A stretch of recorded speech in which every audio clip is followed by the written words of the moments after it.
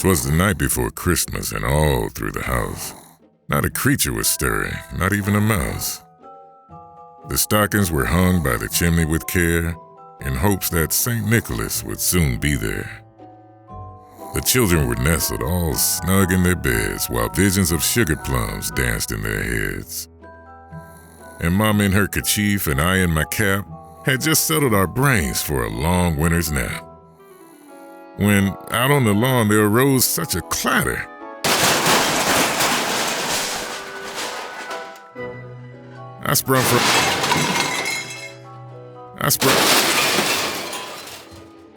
Can I continue?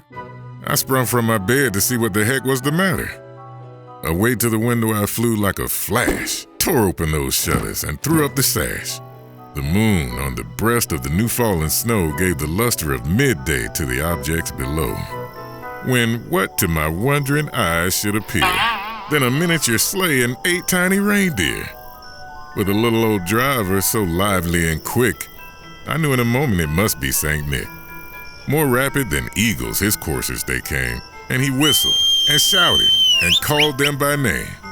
Now Dasher, now Dancer, now Prancer and Vixen, on Comet, on Cupid, on Dunder and Blixen, to the top of the porch, to the top of the wall. Now dash away, dash away, dash away all.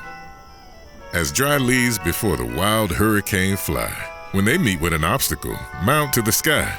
So up to the housetop the coursers they flew, with a sleigh full of toys and St. Nicholas too. And then in a twinkling I heard on the roof the prancing and pawing of each little hoof.